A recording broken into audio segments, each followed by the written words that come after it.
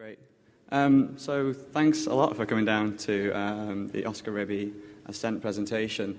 I played an Oculus Rift kind of a year ago, and it was fun. I was on a roller coaster. I pretended to be an elephant swinging my trunk around. It was all very novel and very fun, and I came away a little bit nauseous, a little bit car sick, but I also was wondering, what are the options for storytelling on this platform? And then Assent came into our orbit, and I was like, this is great. This looks brilliant. This is using a new platform in a really innovative way, and it's a documentary to boot, which is fantastic. So I'm really glad that Oscar's here, and he is here to talk about Assent and the making of it, and this kind of story behind it. So if you want to sort of tell us a bit about it. Yeah, thanks, Ben. And before anything, I want to thank you particularly for all the effort putting this great show together, especially the interactive strand, which is really good. Anything for you, Oscar. Oh, thanks, man. He's a great guy. Okay, so you know that by now, Assent is a documentary I made about my father. He was a military officer, part of the dictatorship in Chile, dictatorship that ran from 1973 all the way to 1994. I was born in 1977, so I was born into that, what became for me a happy childhood. I was protected. Everything around me was cozy and safe. I remember the feeling of being safe in those years. In 73, just a month after the coup, my dad was stationed in the north of the country, where I grew up. And there was a death squad roaming the territory, making sure that everyone knew things were serious. For that purpose, they were taking prisoners from the local jails, moving them to the military units, and executing them, making sure that civilians, as well as officers, knew that things were real. My dad was among those officers. He was a 22-year-old lieutenant, just moved from the capital country to the middle of the desert. And he got quite impressed. There was nothing he could do. When he told me the story, I remember one of the details of his lack of agency. His description of his lack of agency was the guys were huge, the guys that landed, the guys that came with the death squad. And we had to give away our weapons. Somehow that token was the giveaway that something weird was going on, and they was pretty much stripping them of their capabilities of doing anything, right? We can say now, you could have stand up or you could have said something, but somehow those weapons were the tokens of their agency. They gave them away, they went to the shooting range, and the execution took place. My dad and the other officers were asked to sign an official paper that was to be released the next day with the name list of the prisoners and published on the local newspaper. Because of that signature, my dad is entangled now in that investigation that's running for 40 years now. Every year he has to go to the police and give a statement, and that statement has to be verbatim. If any word changes, there's a crack in the statement, and more investigation has to follow. When I was 16 years old, my dad decided to have the big conversation, but with this episode. He told me, you know what, son, you're going to start hearing about these things in the media. There are books coming out. You'll see my name, and this is what happened. And he started describing the day. So there was this day in La Serena, the town where he was stationed, and there was a helicopter that landed someday, brought in 6 guys with big guns, and they took the prisoners from the jail to the unit. We got called to go to the shooting range, and as we were walking up and hearing the gunshots, which he mentioned that they were not a scary thing to hear, I started feeling that there was something wrong in the air, something wrong in the feeling, in the mood of the troops, even something wrong with the commanding officers. They were all silent, and this kind of external unit was taking care of them, and something was going on up there on the hill. When they reached the top of the hill, there were bodies on the floor, and the last bunch of prisoners were being executed.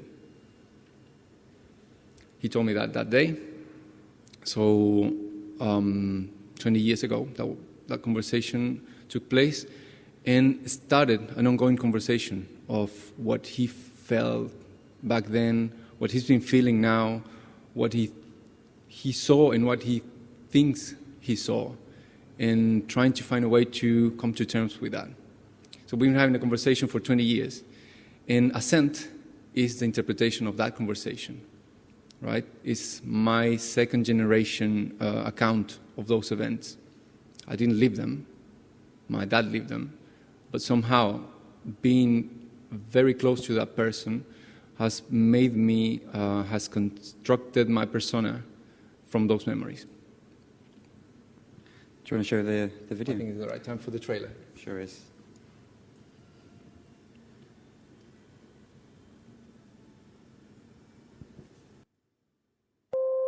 Hi, Dad. I'm glad you could see this. I thought the instructions might have been a bit confusing, but here you are, so I guess it worked. I wanted to send you something real, and oddly enough, look what I came up with. Look around.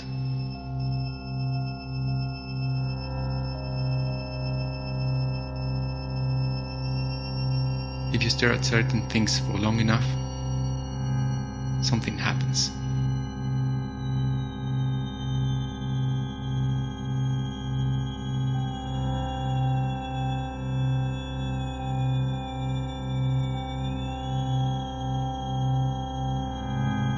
We're looking back to 1973. Right on this spot, you have just been notified of a court-martial taking place up the hill. But today, I want you to take the time you didn't take back then, and stay with me for a little longer.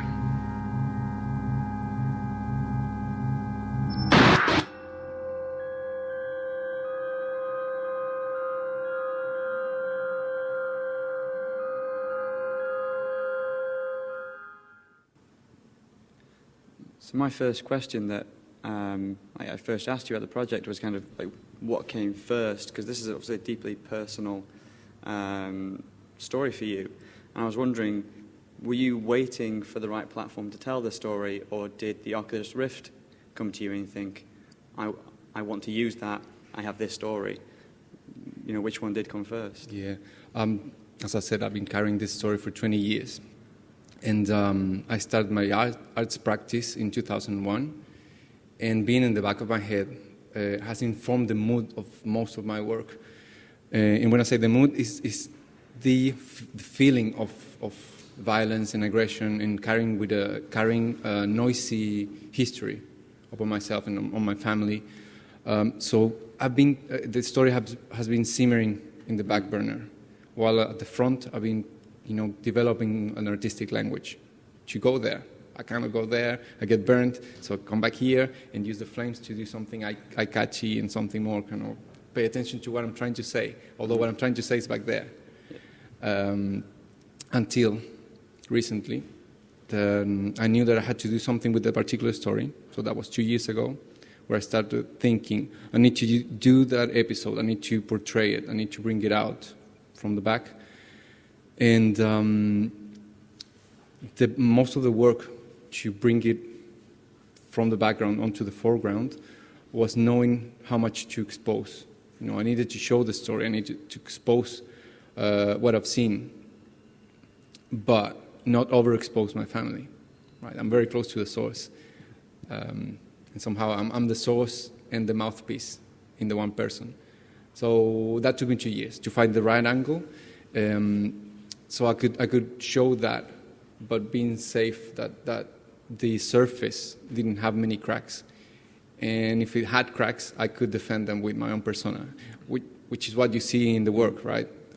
I put myself as a surface. And that is informed for my previous incarnation in my visual arts practice that was performance-based.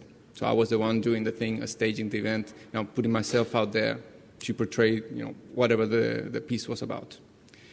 And then last year, I finished my master's in animation interactive media in Melbourne, Australia.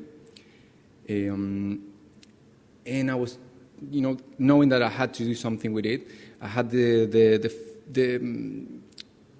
idea or the craving of doing something, commenting from the first-person shooter corner of things, that aesthetic, that genre. And suddenly, and I was thinking, the other medium that I was thinking on was the RGBD toolkit, which, is the one that Clouds is made on. And as I was walking towards that medium, someone came in with a black box, opened it, and there's a mask inside, and said, "This is the Oculus Rift. Have you heard of it?" Not really. Let me try it on. Boom. What? Where am I? And then the project that by then was called Eyewitness, it had a natural platform, right? It was about witnessing. I knew that it was about witnessing. I wanted the user, the audience, to be in a witnessing position. Somehow, it was quite informed by Rashomon as well, seeing the crime scene, the dramatic event, the traumatic event from different points of view. So at that stage, I was thinking of, I would love to put the user in the different perspectives, right? The shooters, the victims, my dad. At some point, it went really kind of new materialism, and I thought the foliage and the birds and the stones and the soil. But I went back to the human side of things. And it became really thorny and difficult to contain when I thought of what am I going to do with the perspective of the victims, right? Who am I to begin with? To put someone in the eyes of the victims. That place, it's a void that needs to be respected. So I decided to have this disembodied camera and this embodied experience that the Rift gives you. And it all clicked into place. That's cool. What research did you do into your father's story? Was there anything, obviously it's a story that you know well, it's a part of you, but was there anything else? Did you go to the space? Well, you know what? I know well the guy, I know well the character, I know all about the source, I know all his highs and lows, but I didn't know much about the forensic information. What exactly happened, what was the distances, and what sort of outfits were they carrying. I didn't know all the names, which my dad does. He memorized all the names. He's very Catholic, so he prays for them quite often. And of course, I found myself, looking for information, buying books on the internet, and finding lots of details that I didn't want to know. And not the gory details, it's just, the exposure of my dad's name, full name, all 4 names that he has, in a book, combined with the other people that in my head were the bodies, right? Some people that's attached to wrongdoing. And suddenly my dad's there.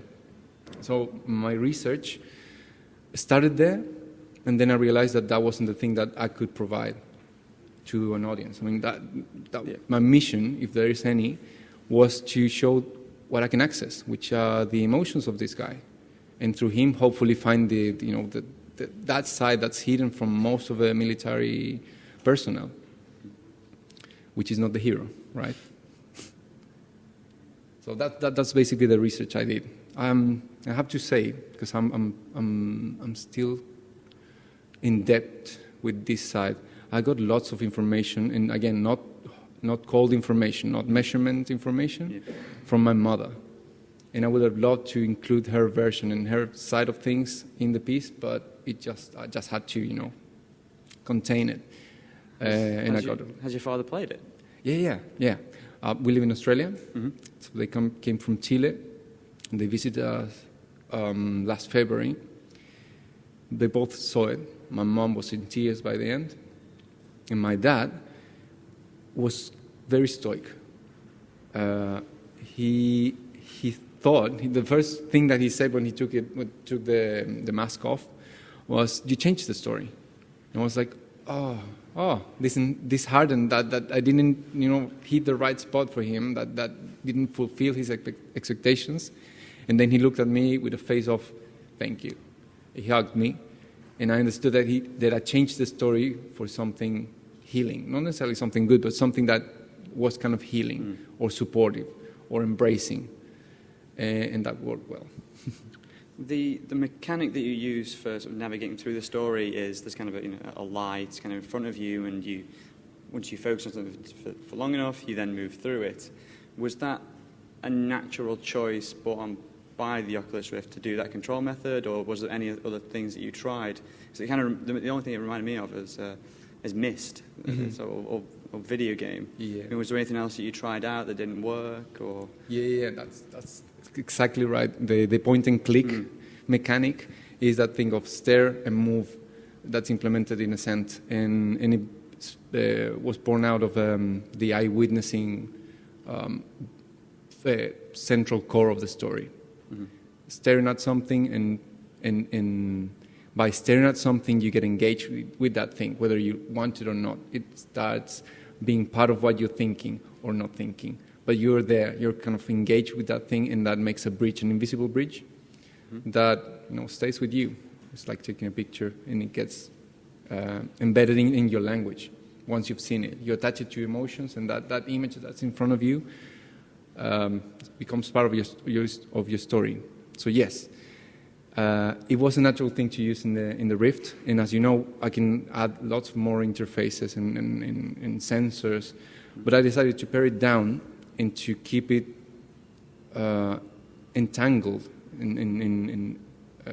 intimately to the story, which is a story that revolves around seeing something.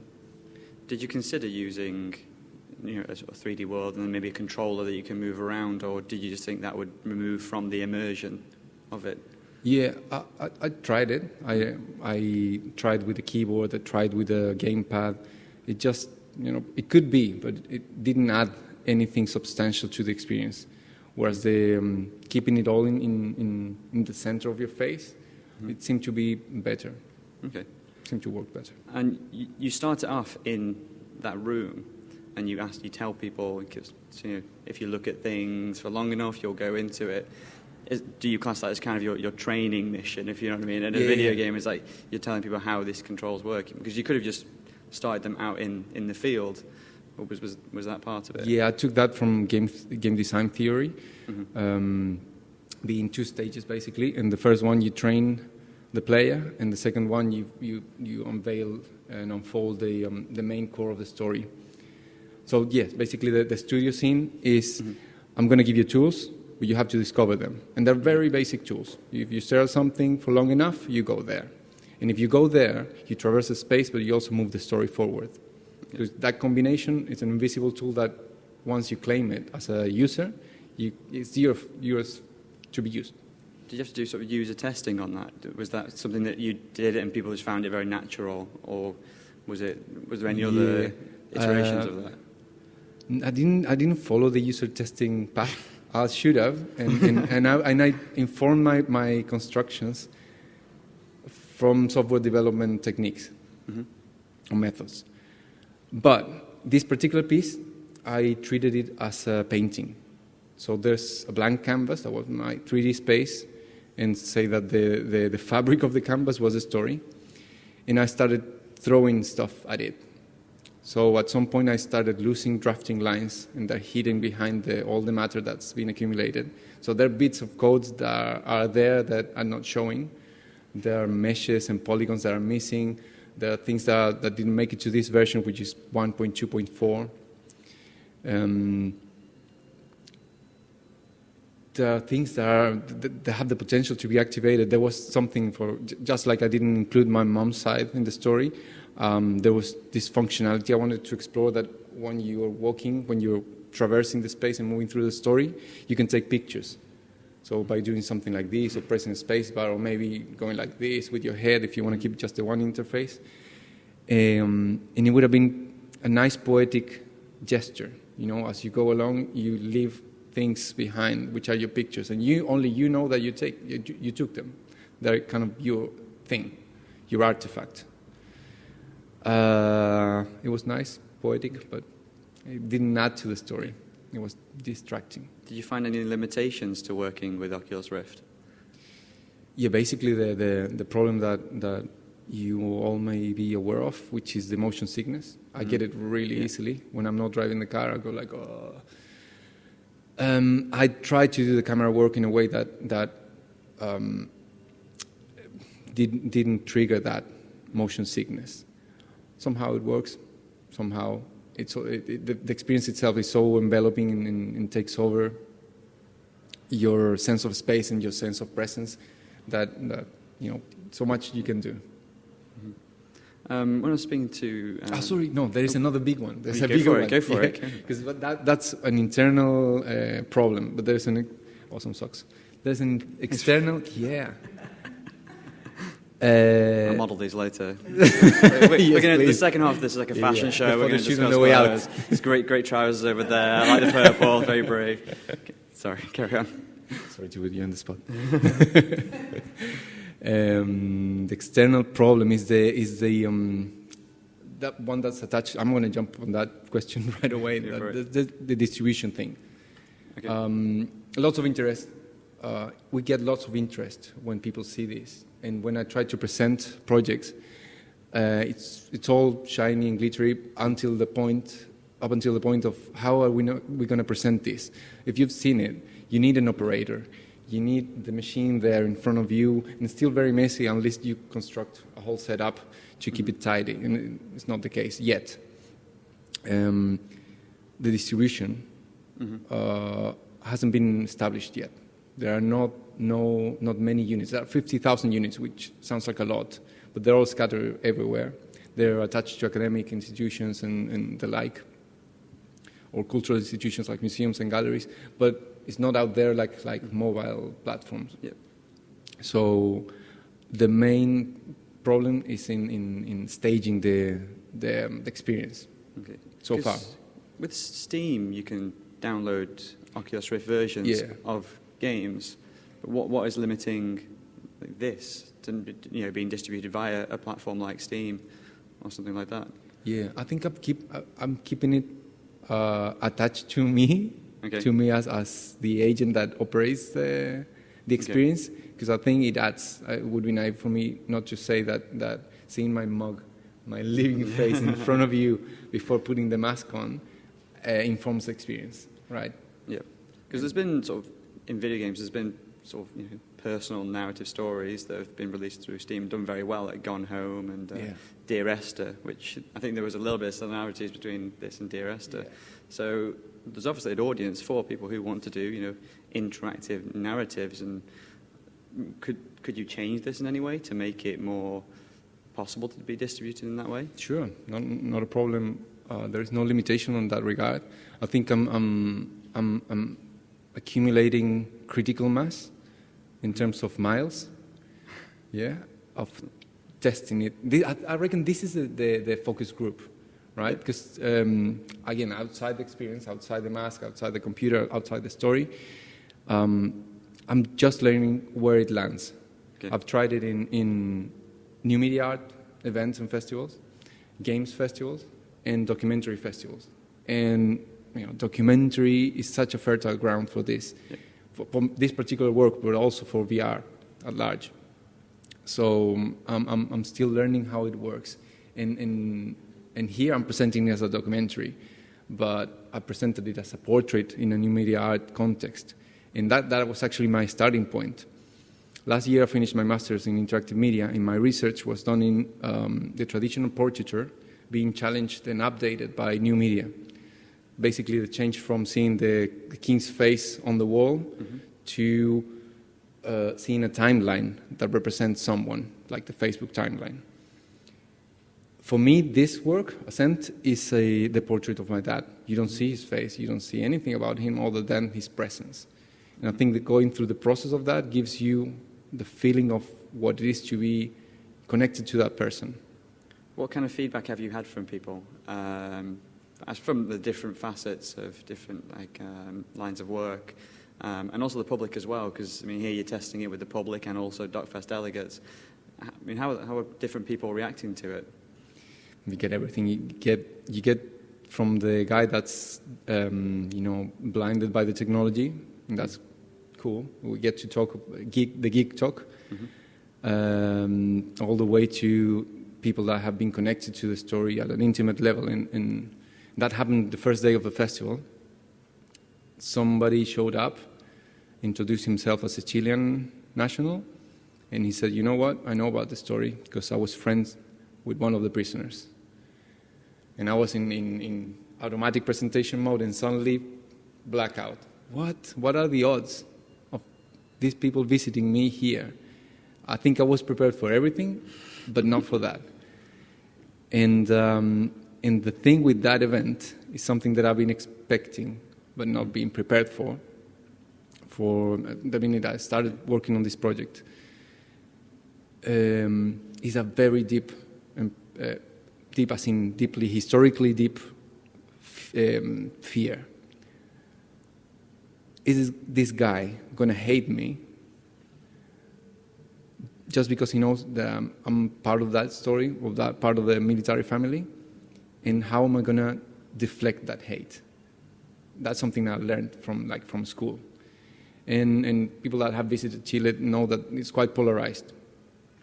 So you need to kind of step-toe around your introductions and knowing if you're left-wing or right-wing, if you're friends with communists, and that sort of slang is still used. Mm-hmm. And in Mark's family is in Mark's. So much so that, just to add an extra bit of information, my uncle he lived in exile in Glasgow. My uncle being In Glasgow? Yeah. It's a horrible place to be in exile. I can imagine. That's all he says. And that's my dad's brother, direct brother. So you can imagine how polarized the thing is. Of course, then my dad helped my uncle go back to Chile and got healed, and they're very close today. But I'm not close with my cousins, for example, because of that. Just the feeling of yeah, but you were thinking like this back then. No, dude, I wasn't thinking like that. I wasn't thinking anything at all. I was riding my bike. Yeah. So if you're a storyteller and you want to use Oculus Rift to tell a story, what skills do you need?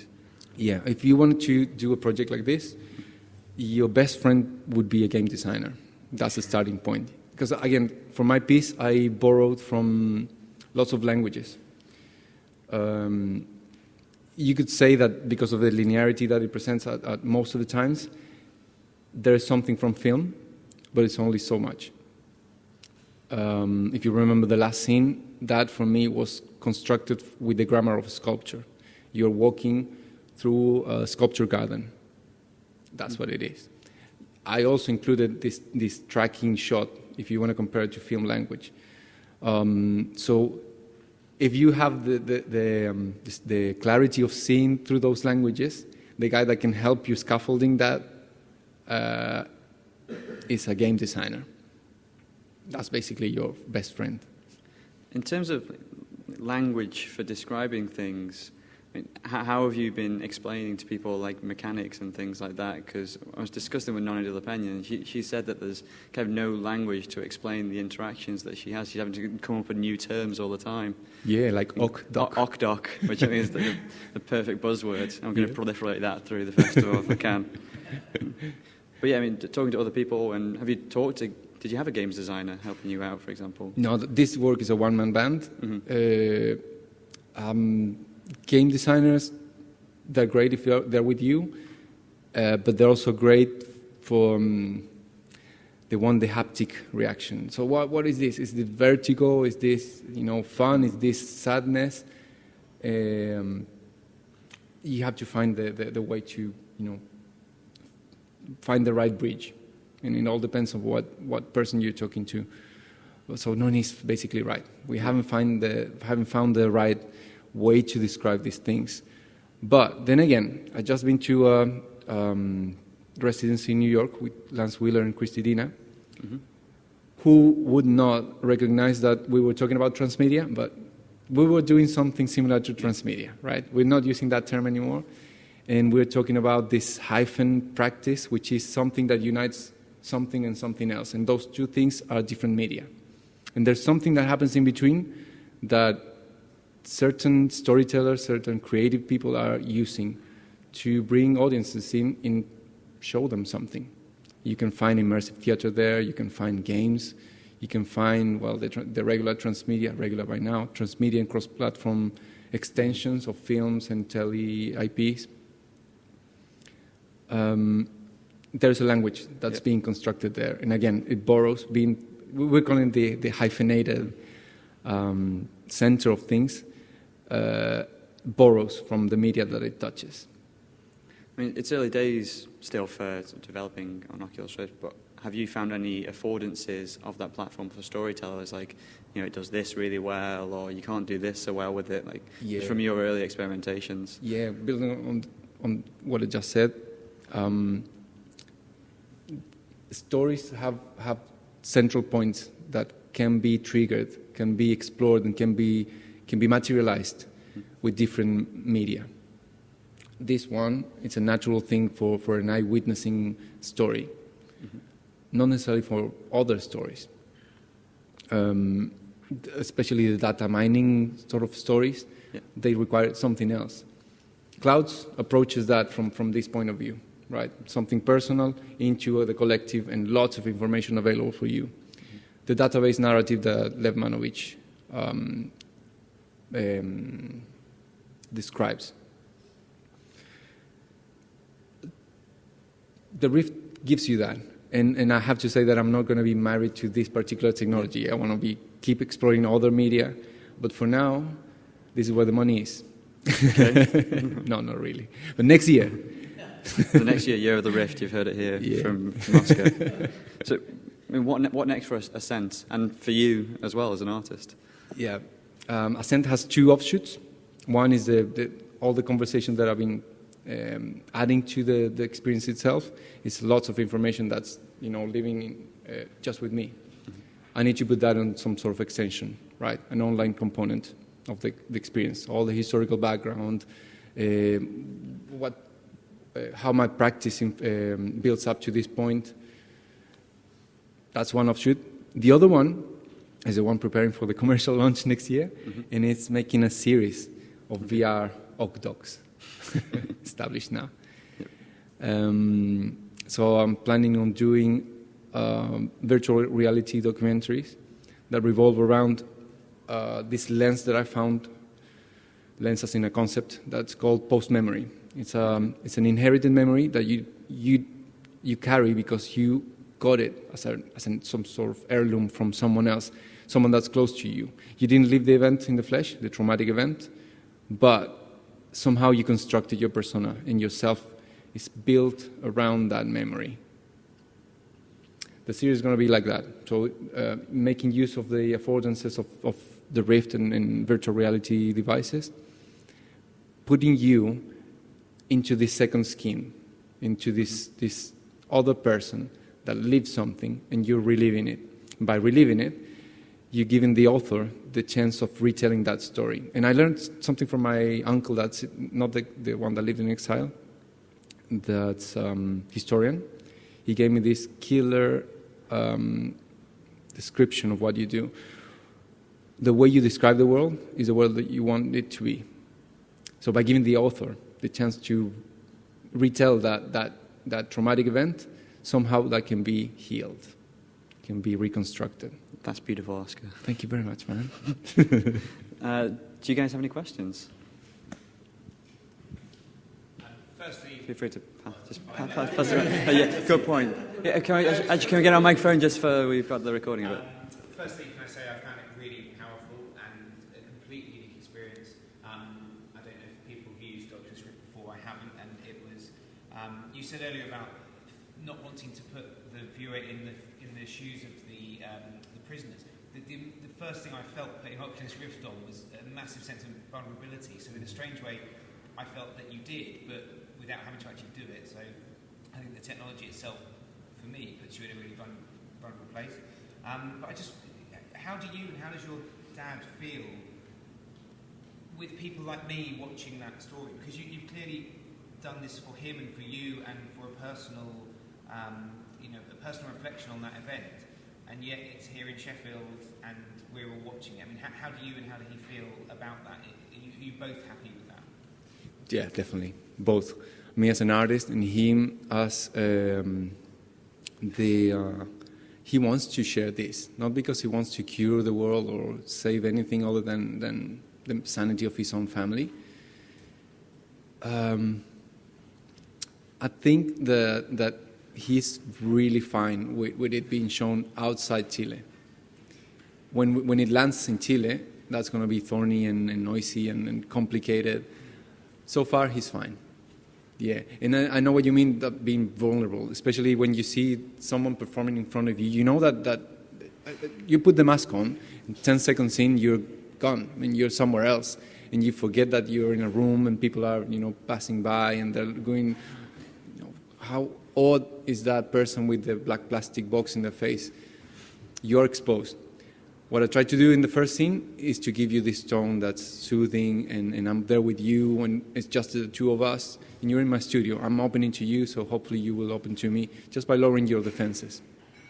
That, again, falls onto the story.